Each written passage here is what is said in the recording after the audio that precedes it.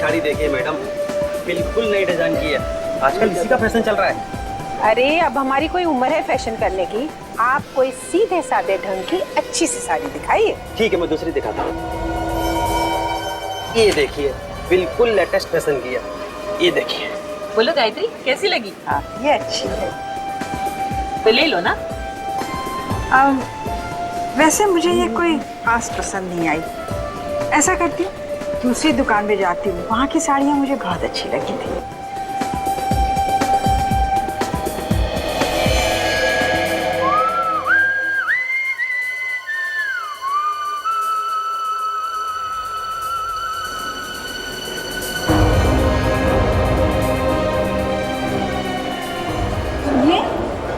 जरा रुकिए, सुनिए जरा रुकिए। अरे सुनिए ना।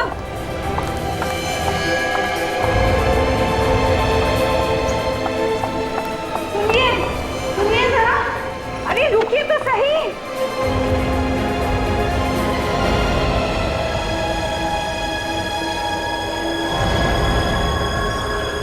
तो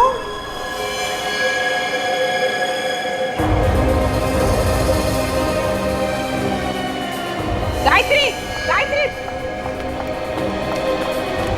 गायत्री रुक जाओ, रुकिए रुकिए, गायत्री रुकिए रुकिए रुकिए। अरे अरे अरे अरे रुकिए, अरे अरे रोकिए ना, रोकिए ना, रोकिए। अरे वहाँ कोई नहीं है गायत्री, कोई नहीं है, कोई नहीं था वहाँ पर, कोई नहीं था। संभालो गायत्री, क्या हो गया तुम्हें? गायत्री क्या जरूरत थी? मैं पूछती हूँ, आखिर क्या जरूरत थी मॉल में जाकर तमाशा करने की? शहर में सारे लोगों को पता चल गया है। ईशा बेटा, जरा आराम से बात करो। एक तो पहले से ही इतनी सहमी हुई है और ऊपर से तुम। मुझे मेरी सास के साथ किस तरह बात करनी चाहिए आपको मुझे सिखाने की बिल्कुल जरूरत नहीं है। ना आप उन्हें वहां ले जाती, ना ये सारा तमाशा होता। अच्छा, तो ये भी हमारी गलती है कि हम इन्हें साथ ले गए। चलो रीना, यहाँ रहकर और बेइज्जती नहीं करवानी है।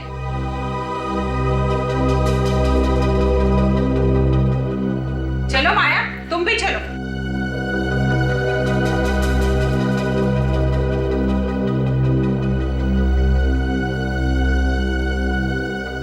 पता नहीं कैसी बहू है। अब मुझे भी चलना चाहिए, आप प्लीज अपना ख्याल रखिएगा। एक मिनट रोशन, मैं भी चलता हूँ। चलिए।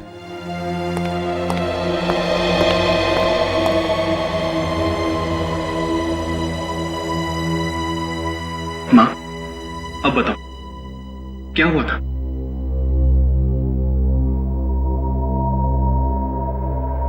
दीपक, मैंने क्या माँ? बताओ प्लीज माँ।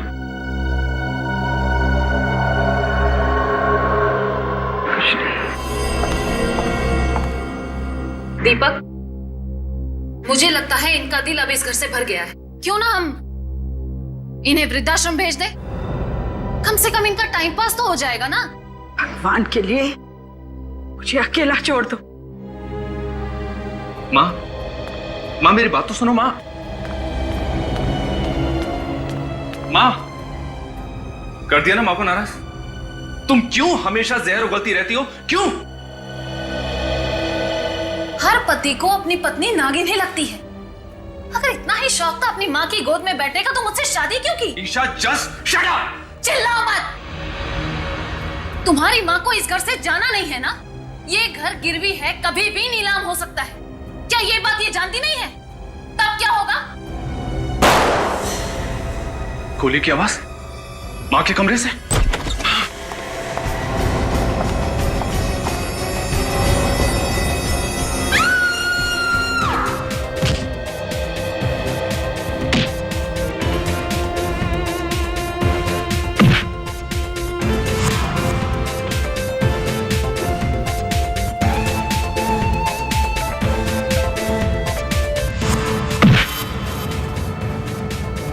देखा निक, हाँ? हमेशा डिफेंस मत छोड़ना, अपने डिफेंस को एकदम स्ट्रांग रखो, एकदम स्ट्रांग। और दूसरी बात, जब तुम अटैक करते हो तो अटैक करते समय अपने मुक्के को अपने चेहरे के पास रखना, ऐसे, और यहां से अटैक करो, यहां से ऐसे, ताकि तुम अटैक भी कर सको और सामने वाले को मौका न मिले तुम्हारे चेहरे पे अटैक करने का। Okay sir. Come on, attack, come on, attack. Yeah, that's good. Sir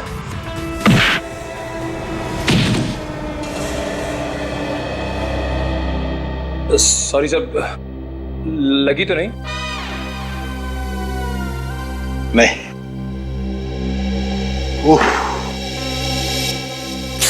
इससे एक सबक और मिलता है, कंसंट्रेशन बहुत जरूरी है। सर, 1 सेकंड के लिए मेरा ध्यान दरवाजे की तरफ गया और तुम्हारे मुक्के ने मुझे ढेर कर दिया। So never lose your concentration, okay? Okay sir. आप हट जाइए सर, इसकी ये हिम्मत, इस मुक्के का बदला मैं लूंगा। अरे अरे पहलवान, क्या कर रहे हो? हैं? तुम्हारे डर से हमारा ये नया साथी भाग जाएगा। नया साथी? हाँ, ये निखिल बहुत जल्दी ये हमारे सीआईडी टीम का हिस्सा बनने वाला है। सर आप जरूर रेडी सर है ना? हाँ रेडी। लेकिन तुझे कैसा पता? सर बहुत सुना है आपके बारे में सर, आप जोक बहुत अच्छा सुनाते हैं।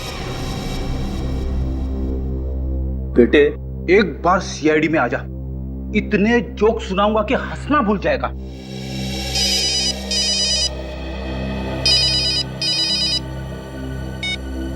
हेलो, हाँ क्या, कहां पे? ठीक है, हम लोग अभी पहुंचते हैं वहां। चलो फ्रेडी, एक नया केस आया है। सर मैं भी चलूं?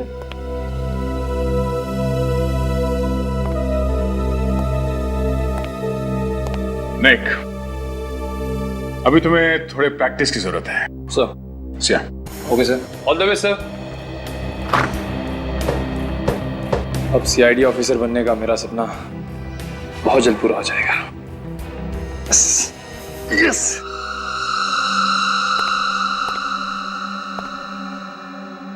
काफी खून बहा है। सर गायत्री जी को होश आ गया सर। गायत्री जी का घाव तो काफी छोटा है, ये खून उनका नहीं हो सकता।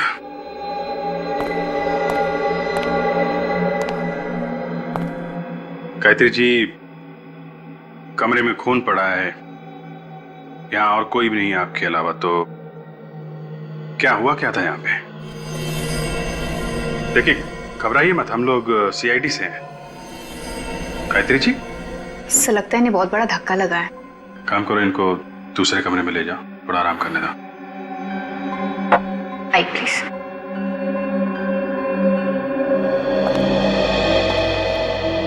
तो आप लोगों ने गोली चलने की आवाज सुनी और भागते भागते यहाँ पर आए? जी हाँ सर, मैं बहुत बुरी तरह से डर गया था कि कहीं माँ ने खुदकुशी तो नहीं कर ली। खुदकुशी? लेकिन गायत्री जी खुदकुशी क्यों करेंगी? एक्चुअली ससुर जी के मौत के बाद वो बहुत परेशान रहती है और अकेला महसूस करती है, इसीलिए शायद। गायत्री जी के पास गन है? जी नहीं। तो फिर आपने ये कैसे सोच लिया कि वो गोली चला के खुदकुशी कर रही होंगी? पता नहीं क्यों सर, शायद टेंशन की वजह से ऐसे ही ख्याल मेरे दिमाग में आ गया। आप कह रही थी कि गायत्री जी काफी अकेलापन महसूस कर रही है, वो अकेली रहती हैं इस घर में? जी हाँ सर। तो फिर कौन घुसा था उनके कमरे में? कोई भी नहीं सर। कोई तो था, तभी इतना सारा खून पड़ा है यहाँ पे। गोली चलने की आवाज आई थी, किसी को तो गोली लगी है। सर हाँ, ये अलमारी तो खुली पड़ी है, कहीं ये चोरी का मामला तो नहीं है? दीपक जरा देखना, अलमारी के अंदर से कुछ गायब है क्या? माँ के पास आखिर ऐसा है ही क्या कि चोरी हो जाए? मैं देखता हूँ।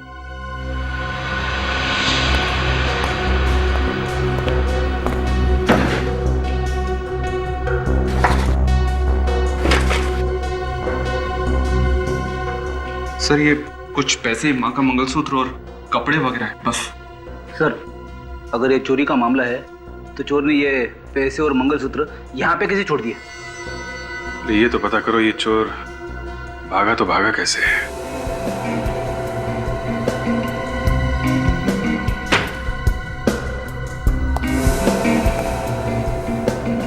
यहां से भागा है वो।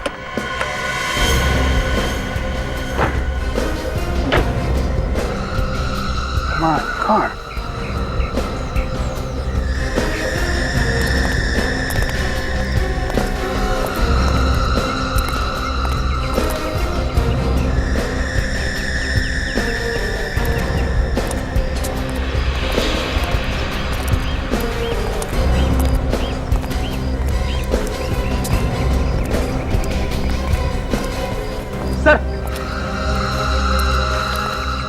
ये देखिए, यहाँ पे और यहाँ पे, ये देखिए दीवार पे खून लगा है सर। इसका मतलब वो आदमी दीवार फांद के चला गया। देखते हैं दीवार फांद के किधर गया है।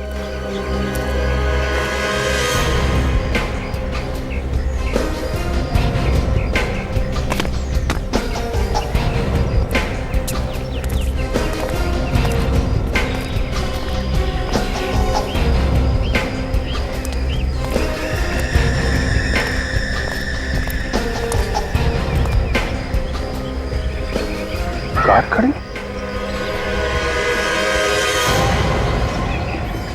माय गॉड, इतना सारा खून। को पलटना जरा। ओह माय गॉड, भयानक मौत। इसके चेहरे के तो चिथड़े उड़ गए। सर, अगर मुंह के अंदर गन रखकर गोली चलाई जाए तो आदमी का ऐसा हाल हो सकता है, लेकिन सर इस हालत में आदमी यहाँ तक पहुंचेगा कैसे?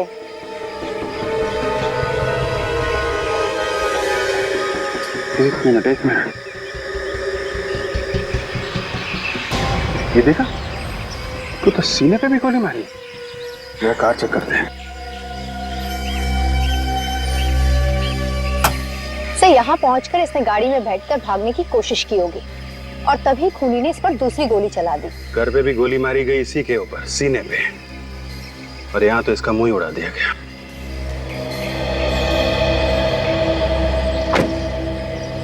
वैसे अगर इसके सर पे गोली नहीं लगती तो भी आदमी मारी जाता। सीने पे जो गोली लगी है, ठीक है।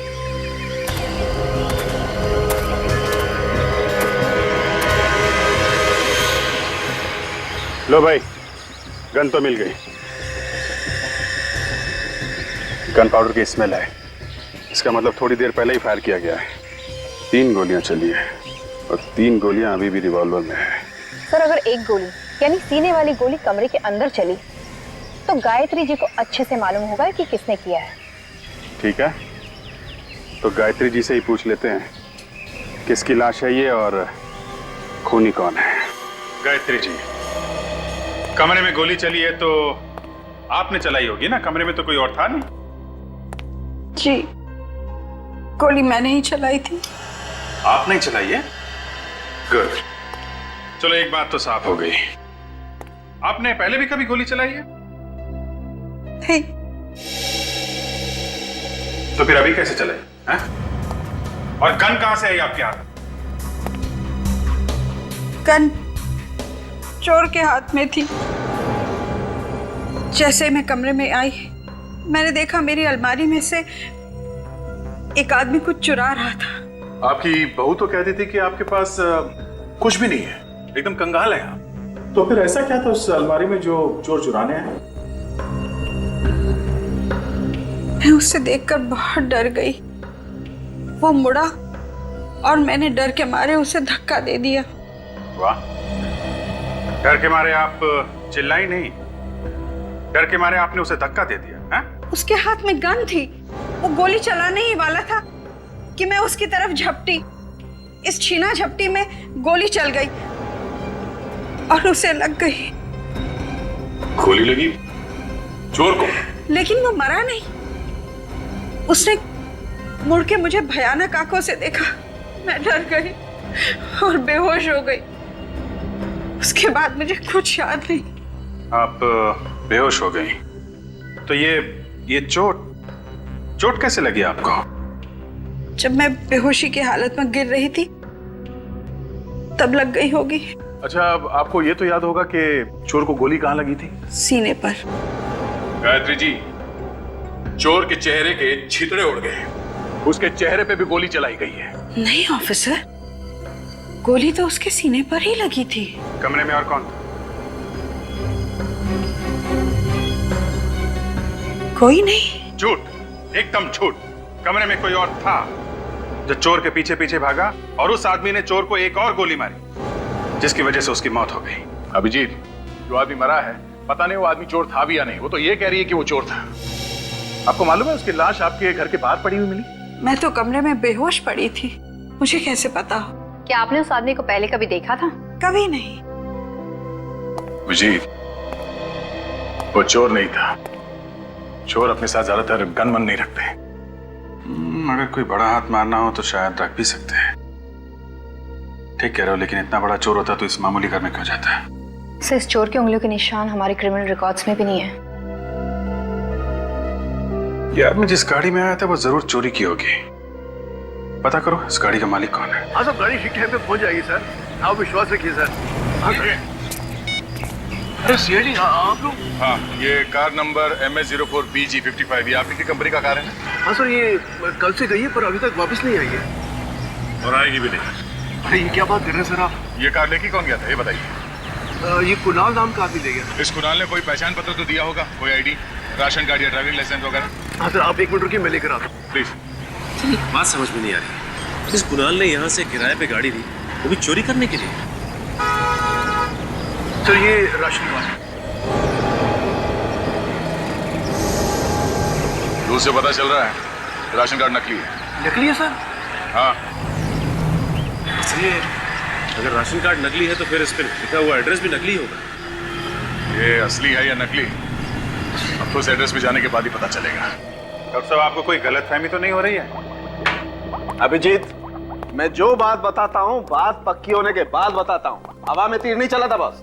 नहीं, आज तारिका जी नहीं है ना, तो मुझे लगा शायद कहीं कोई छोटी मोटी गलती हो गई हो आपसे। काम की बात करें? हाँ बिल्कुल बिल्कुल। इस आदमी की मौत 2 गोलियां लगने से हुई है। 2 गोलियां।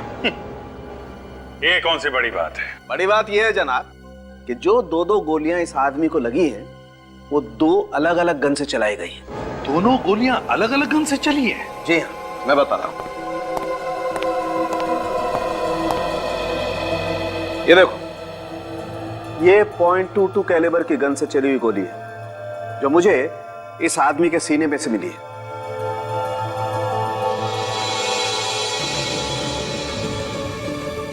और ये वो गन है जो आप लोग लेकर के आए, .33 कैलिबर की गन, जिससे इस आदमी का जबड़ा उड़ गया। बड़ी अजीब बात है अभिजीत, किसी को मारने के लिए एक आदमी ने एक गोली एक गन से चलाई और फिर दूसरी गोली दूसरी गन से चलाई। क्यों? लेकिन सर, गोली तो इसे गायत्री ने मारी है। उन्होंने कहा कि इसे एक गोली मारी है उन्होंने, तो दूसरी गोली किसी दूसरे आदमी ने मारी हो। मतलब 2 खूनी। और मैं जानता हूं वो दूसरा खूनी कौन है। चलो भैया, केस खत्म हो गई। सालुंके साहब ने दूसरे खूनी को ढूंढ निकाला है। वो दूसरा खूनी इस दुनिया में है ही नहीं। क्या? अरे सर, अभी तो आप कह रहे थे कि आप दूसरे खूनी को जानते हो, और अभी कह रहे हो कि वो इस दुनिया में है ही नहीं। हाँ, देखा सर, सालुंके साहब ने कैसे मेरा खड़े खड़े उल्लू बना दिया। जरा चुप बैठोगे? बॉस, जिस आदमी ने इसके जबड़े में गोली मारी है वो कोई और नहीं, ये खुद है। मतलब इसने खुदकुशी की है? ये तो पता नहीं कि खुदकुशी की है नहीं, लेकिन है बड़ी अजीब बात। एक गोली लगी जिससे जान बचाने के लिए बाहर की तरफ भागा और खुद ने अपने जबड़े में गोली मार ली। मुझे इस गन पर से इसकी उंगलियों के निशान मिले हैं। इसने अपने ऊपर गोली मुंह के अंदर से चलाई? हाँ काजल, ऐसे।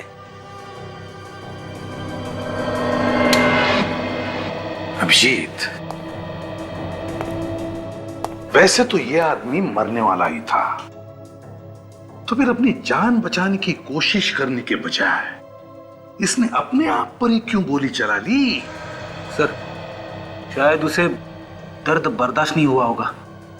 ये गायत्री जी सरासर झूठ बोल रही है सर। उन्होंने कहा कि उसने एक गोली मारी है इसे, तो वो गन कहाँ है? वो गन तो ना हमें उसके घर से मिली है न कार के पास से। काम करो अभिजीत, फिर से इस गायत्री के घर जाओ और अच्छी तरह से तलाशी लो।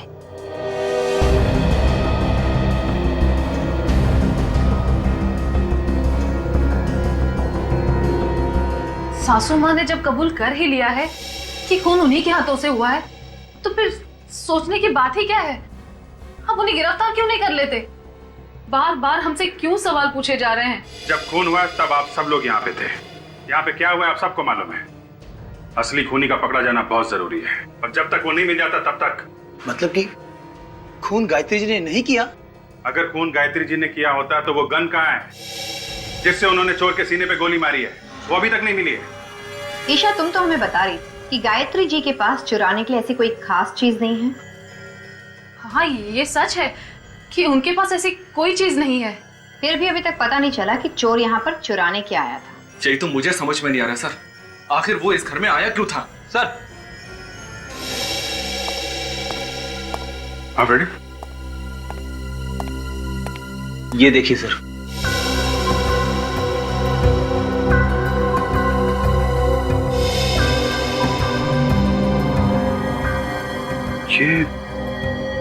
ये तो जूते के निशान है। हाँ सर, इसका मतलब कोई आदमी अलमारी के अंदर छुप के बैठा हुआ था। सर कमाल हो गया, ये देखिए वही एड्रेस है जो राशन कार्ड पे असली है। दरवाजे पे तो ताला लगा हुआ है।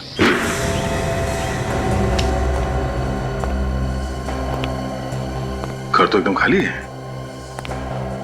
इसका सामान भी नहीं है यहाँ पे तो।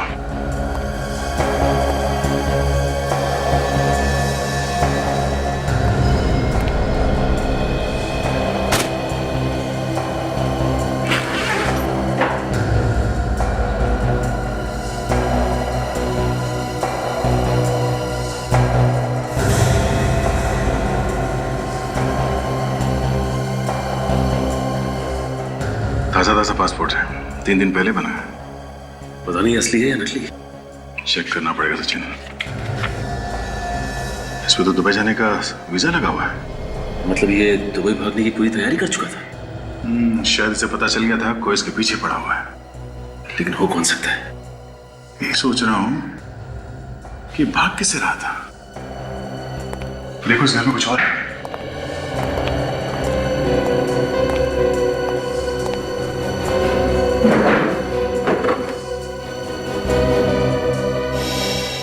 सर क्या चक्कर है ये देखिए सर, गायत्री जी के घर वालों की फोटोग्राफ्स। गायत्री जी के घर वालों के फोटोग्राफ्स कुणाल के पास कैसे हैं? सर कहीं ऐसा तो नहीं कि गायत्री जी और कुणाल एक दूसरे को जानते थे? एक दूसरे को जानते थे तो फिर गायत्री जी ने इसके बारे में हमें बताया क्यों नहीं? आपने हमसे झूठ क्यों बोला है? मैंने कोई झूठ नहीं बोला। आपने कहा था इस गन से जो गोली चली है वो चोर की छाती में जाके लगी, कहा था ना? हाँ, कहा था। जबकि सच ये है, इस गन से गोली निकली है वो चोर के चेहरे पे जाके लगी है, उसकी छाती पे नहीं। क्या? जी हाँ।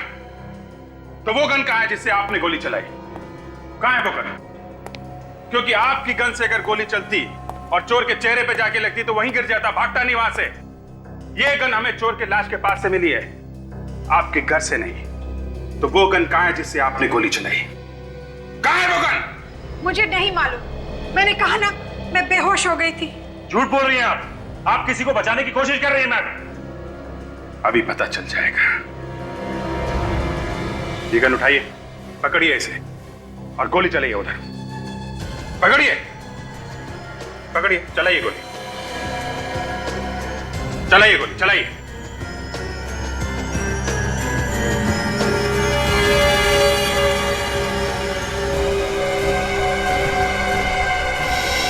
आप कांप रहे हैं, आप गोली चला ही नहीं सकती हैं।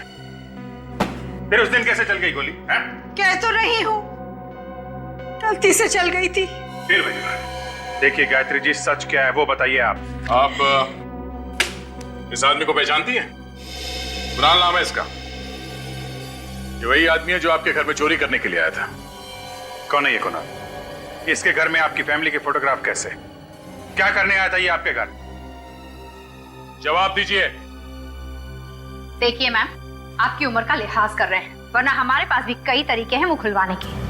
जब मैं अपना गुनाह मान रही हूँ तो और क्या चाहते हैं आप लोग?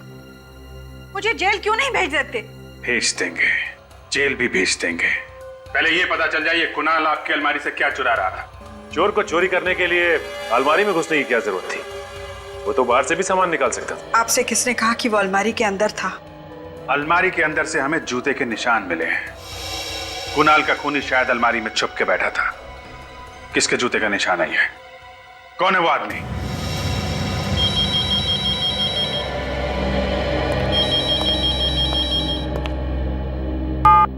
हेलो, क्या ब्यूरो में किसी का फोन टैप हो रहा है? हाँ, फोन टैप हो? किसका? किसका फोन टैप हो रहा है? नंबर क्या है? 1039 57 599। मगर ये तो हम में से किसी का भी नंबर नहीं है। एक मिनट साहब।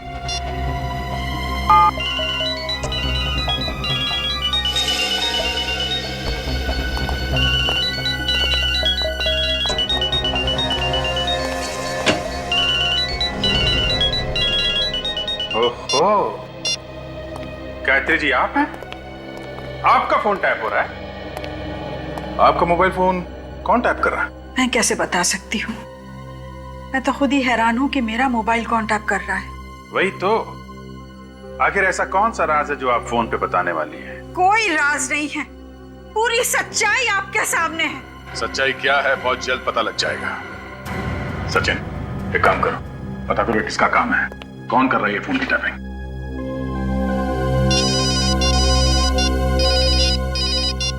हाँ राहुल, पता चल गया उस नकली पासपोर्ट वाले का? कहाँ मिलेगा यार?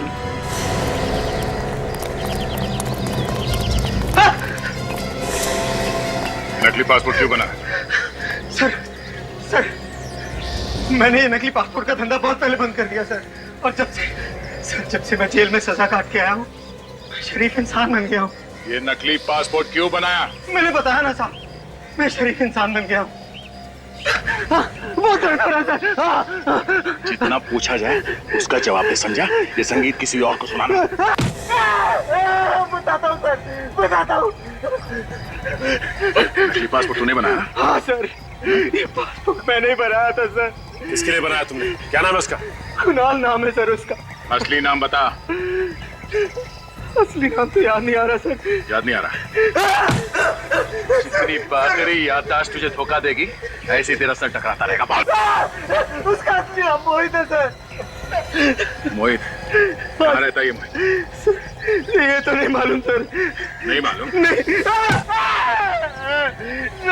सर, मैं वाकई कुछ नहीं जानता सर। सर सिर्फ इतना जानता हूँ कि मैं वो बीच फाइनेंस कंपनी में काम करता है सर। कौन सी कंपनी? बीच फाइनेंस कंपनी सर। अच्छा, वो बड़ी जल्दी याद आ गया, नाम भी और कंपनी भी।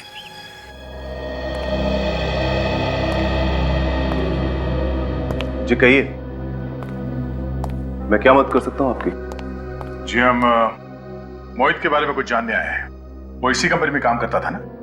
जी हाँ, वो हमारी इसी कंपनी में काम करता था और बहुत ही नेक इंसान था वो। नेक इंसान नकली पासपोर्ट नहीं बनवाया करते हैं। नकली पासपोर्ट? मैं कुछ समझा नहीं। जी हाँ, नकली पासपोर्ट। ये देखिए।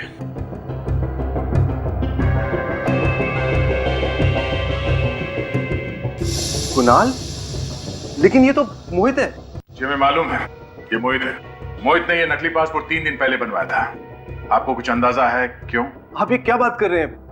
मोहित को मरे हुए तो 4 महीने हो चुके हैं। क्या? मोहित 4 महीने पहले मर चुका है? जी हाँ, एक रोड एक्सीडेंट में उसकी मौत हो गई थी। सर ये चक्कर क्या है? मोहित पहले मर गया, फिर कुणाल बनकर जिंदा हुआ और फिर उसकी मौत हो गई। सर मुझे कुछ समझ में नहीं आ रहा है। आप जरा इस मोहित का एड्रेस देना है। जी।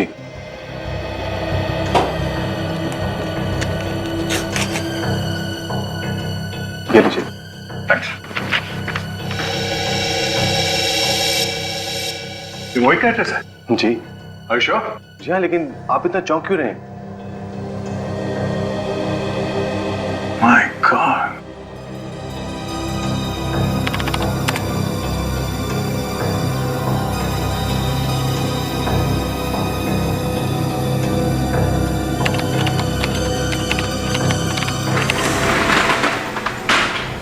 अबे कौन हो तुम लोग? दरवाजा खटखटाना चाहिए। अरे ये तो बुरा मान गया। चलिए अभी दरवाजा खटखटा लेते हैं। कोई है अंदर? ये क्या मजाक है? किसी का फोन टैप करना मजाक लगा तुझे? हैं? मुझे मालूम है ना ये गैर कानूनी है। मैंने किसी का फोन टैप नहीं किया है। देख बेटा, अगर सच सच बता देगा तो जल्दी निपट जाएगा, और अगर झूठ बोला तो मुझे माफ कर दो सर, मैं अब ये काम दोबारा कभी नहीं करूंगा सर।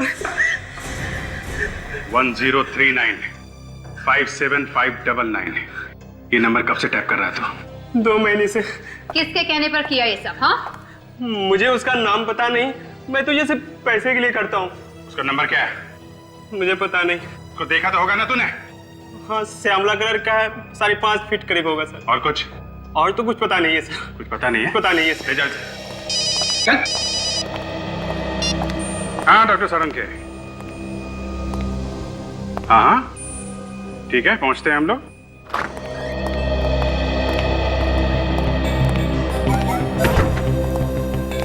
मुंह सुझा के क्यों बैठा सारंग के? बॉस, मैंने तय कर लिया है, मैं नौकरी छोड़ रहा हूं, ये काम मुझसे नहीं होगा। अच्छा, मतलब तू ऐश करेगा? काम कौन करेगा? इधर खूनी को कौन पकड़ेगा? है ना, आप लोग है ना। अरे हम लोग तो हैं डॉक्टर साहब, हमारी छोड़ो। आप क्या संन्यास लेने वाले हो? बॉस, जो बात मुझे पता चली है ना, तो अगर आप लोगों को बता दूंगा तो आप लोग भी निकल पड़ोगे हिमालय की तरफ। अच्छा, ऐसी कौन सी बात है? आप लोगों के कहने के मुताबिक मैंने सभी लोगों का डीएनए टेस्ट किया। और टेस्ट का रिजल्ट क्या रहा? टेस्ट का रिजल्ट ये बताता है कि ये जो आदमी सोया हुआ है यही दीपक का पिता है। क्या? हाँ, इन दोनों का डीएनए मैच होता है। लेकिन दीपक तो कह रहा था कि उसके पिता की मौत 4 महीने पहले हो चुकी है। अभिजीत, ये जो आदमी सोया हुआ है यही दीपक का पिता है, और इसे मरे हुए सिर्फ 2 दिन हुए, 4 महीने नहीं। मगर सर, अगर ये आदमी दीपक का पिता है तो फिर वो कौन था जिसकी मौत 4 महीने पहले हुई है? तो सर मेरा तो दिमाग चकरा रहा है। 2 गन, 2 खूनी, और अब 2 बाप। पिता सिर्फ एक ही होता है, सिर्फ एक। और अगर इस आदमी का डीएनए दीपक के डीएनए के साथ मैच हो रहा है तो इसका सिर्फ एक ही मतलब है कि दीपक का यही पिता है।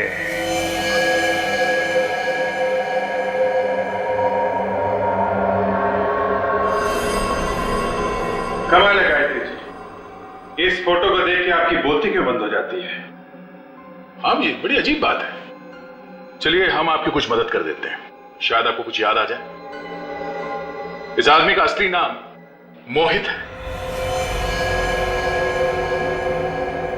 लो भाई, इन्हें तो अभी भी कुछ याद नहीं आ रहा है। फिर ठीक है, ऐसा हो सकता है कि एक औरत अपने बच्चों के पिता को पहचानने से इनकार कर दे। नहीं सर, ऐसा तो नहीं हो सकता। मगर सर, इनके पति तो 4 महीने पहले मर गए ना। हाँ फ्रेडी, मगर उस आदमी का डीएनए इनके बेटे दीपक से कैसे मैच हो रहा है? अब इसका जवाब तो गायत्री जी ही दे सकती है। हाँ,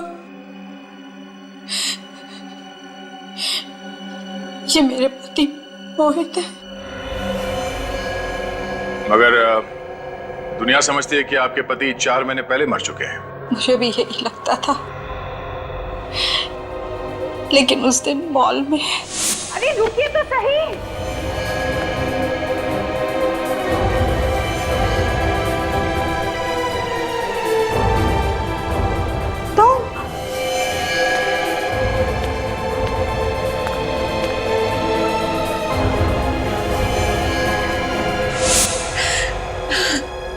फिर क्या हुआ? मुझे उनका फोन आया और उन्होंने अपने जिंदा होने की बात किसी से कहने से मना कर दिया। क्यों? ही तो मैंने भी उससे पूछा। उन्होंने कहा कि वो मुझसे मिलने आएंगे और सब कुछ बता देंगे। फिर उस वक्त मेरे बहू बेटे वहां थे। मैं चाहती थी उनके होते हुए वो नहीं आएंगे, इसलिए मैं अपने कमरे में चली गई।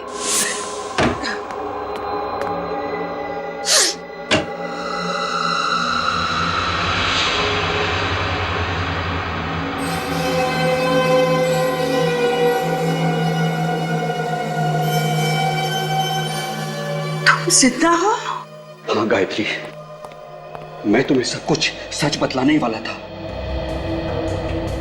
गायत्री मेरा यकीन करो। जो इंसान अपनी बीवी को धोखा दे सकता है उसका यकीन करो। मैंने तुम्हें कोई धोखा नहीं दिया गायत्री। 4 महीने से विधवा की जिंदगी बिता रही हूं। आप जिंदा होते हुए भी घर वापस नहीं लौटे और आप कह रहे हैं कोई धोखा नहीं दिया। मैंने जो कुछ भी किया ना, हम सबकी जिंदगी सुधारने के लिए किया है। कैसे? आपके मरने से हमारी जिंदगी कैसे सुधर सकती है? सुधर जाएगी। 2 दिन के बाद तुम्हें 1 करोड़ रुपए मिलेंगे। 1 करोड़ रुपए? कौन देगा 1 करोड़ रुपए? इंश्योरेंस कंपनी वाले। इंश्योरेंस कंपनी वाले? हाँ। वो क्यों देंगे 1 करोड़? मैंने एक इंश्योरेंस करवाया है कि अगर मेरी मौत किसी एक्सीडेंट में हो जाती है तो मेरे परिवार को 1 करोड़ रुपए मिलेंगे। जरा सोचो गायत्री, 1 करोड़ रुपए में तुम क्या नहीं कर सकती हो। हमारी बेटी की शादी हो सकती है, दीपक अपना बिजनेस शुरू कर सकता है। आपने हमारी खुशी के लिए इतनी बड़ी कुर्बानी दी। तुम सबकी खुशी मेरी खुशी है। अब मैं दुबई जा रहा हूं, वहीं रहूंगा। अगर मुझे किसी ने यहां पर जिंदा देख लिया तो बड़ी मुसीबत में आ जाऊंगा मैं। कौन हो तुम? मैंने तुझे अपना अच्छा दोस्त समझा और तूने मुझे धोखा दिया। चीट तो करता है कि अबे तुझे ऊपर पहुंचा दूं। नहीं, नहीं, मोहित, आप भाग जाइए, मैं इसे देख लूं।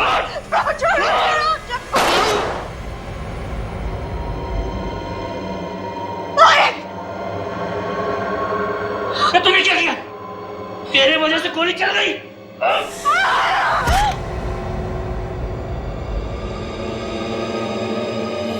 गायत्री, संभालो।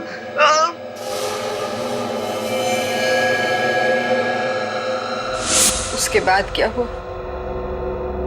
मुझे कुछ नहीं पता। तो ये सारा खेल इंश्योरेंस के पैसों के लिए खेला गया है। इसीलिए मैंने आपको मोहित के बारे में कुछ नहीं बताया, क्योंकि मैं जानती थी अगर दुनिया को मोहित के जिंदा होने की खबर हो जाएगी तो हमें इंश्योरेंस के पैसे नहीं मिलेंगे जो हम अपनी बेटी की शादी में खर्च करना चाहते थे। हमने जो कुछ किया बस अपने परिवार की खुशियों के लिए किया। अब जरा मुझे फांसी लगा दीजिए। वैसे मेरा अब इस दुनिया में है ही कौन? फांसी आपको नहीं, खूनी को चढ़ाएंगे। आप ये बताइए कि वो आदमी कौन था जो अलमारी में बैठा था, जिसने गोली चलाई मोहित पे? मैं नहीं जानती। उसने मास्क पहन रखा था। फिर भी कुछ तो याद होगा उसकी चाल ढाल से, उसकी कद काठी से। कुछ याद है आपको उसके बारे में? वो आदमी ये जरूर कह रहा था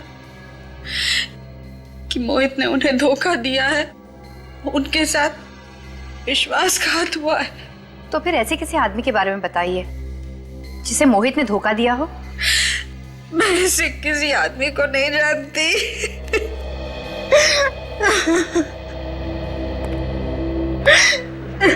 मगर सर, खूनी को कैसे पता चला कि मोहित जो सबके लिए मर चुका है वो गायत्री से मिलने आने वाला है? क्योंकि उसी आदमी ने गायत्री का फोन टैप किया था। और चुपचाप वहां अलमारी में जाके बैठ गया। अब हमें यह पता लगाना है कि परिवार में या दोस्तों में ऐसा कौन सा आदमी है जिसे मोहित ने धोखा दिया था। सबका कच्चा चिट्ठा ढूंढ निकालते हैं। सोचा आप लोगों को बता दें कि खूनी का पता चल गया है। पर खून किसका हुआ है? खून आपके ससुर मोहित जी का हुआ है। क्या? ऐसा कैसे हो सकता है सर? पापा की मौत 4 महीने पहले हो चुकी थी, एक एक्सीडेंट में। नहीं, उनकी मौत एक्सीडेंट में नहीं हुई है। वो एक्सीडेंट कभी हुआ ही नहीं है। उनकी मौत तो सिर्फ एक ड्रामा था, ड्रामा, इंश्योरेंस के पैसों के लिए। व्हाट? इंश्योरेंस के पैसों के लिए? जी हाँ। पर पापा का खून किसने किया? हो सकता है कि तुमने ही मारा हो। मैं? हाँ, तुम्हारे दिल में जो अपने सास ससुर के लिए नफरत है वो साफ दिखती है। देखिए, आप मेरी बीवी पर इस तरह का झूठा इल्जाम बिल्कुल नहीं लगा सकती हैं। तो आप पे लगा देते। आपने अपने पापा से पैसे मांगे थे बिजनेस शुरू करने के लिए। हाँ, मांगे थे। और जब उन्होंने पैसे देने से इनकार कर दिया तो आप लोग ये घर छोड़ के चले गए, अलग रहने लगे।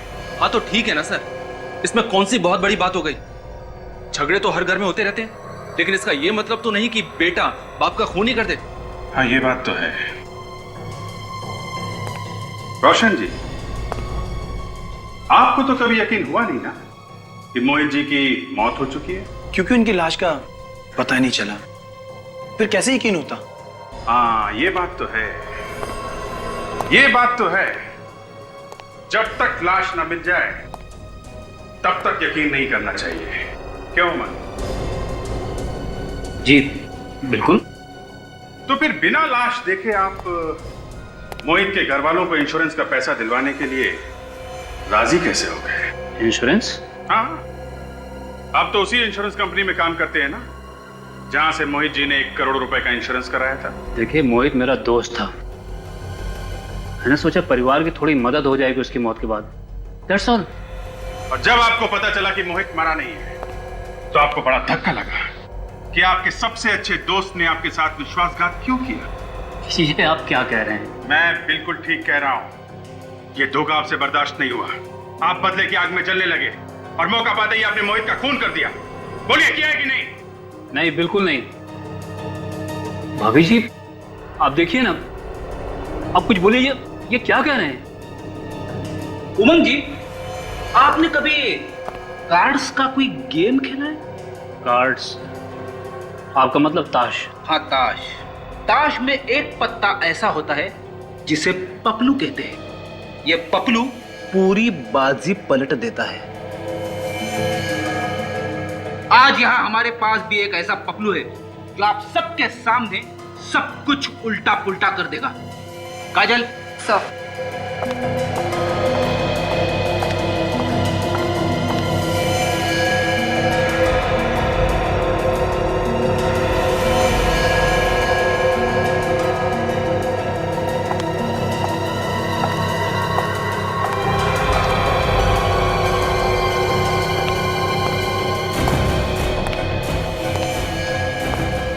सूरज, तुम?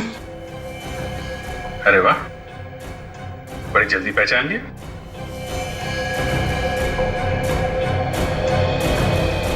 क्यों सूरज, ये वही आदमी है ना जिसने तुम्हें पैसे दिए थे गायत्री जी का फोन टैप करने के लिए? हाँ सर, यही है वो।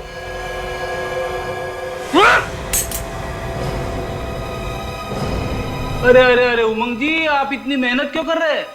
इस गन की गोलियां तो मेरे पास है। कौन जा रहा है? एक बार सीआईडी के हाथ गर्दन पे पड़ गए ना, फिर उसे कोई नहीं छुड़ा सकता। हाँ, मोहित का खून मेरे ही हाथों हुआ था, पर मैं उसे मारने के लिए नहीं किया था। मैं तो सिर्फ सच जानना चाहता था। और इसीलिए तुमने गायत्री जी का फोन टैप करवाया? हाँ, क्योंकि मोहित को इंश्योरेंस कराए हुए 1 साल भी नहीं हुआ था, और इस तरह अचानक उसकी मौत हो जाना एक्सीडेंट में मुझे शक हो गया कि कहीं ये बहुत बड़ा प्लान तो नहीं है। और इसी प्लान को जानने के लिए तुम अलमारी में जाके बैठ गए। लेकिन सर, ये तो हमारे सामने रोशन के साथ घर से बाहर चले गए थे। नहीं, ये मेरे साथ बाहर नहीं गए। इन्होंने बहाना बना दिया कि इन्हें गायत्री जी से बहुत जरूरी बात करनी है। हाँ। और इस तरह मैं वापस घर के अंदर पहुंच गया।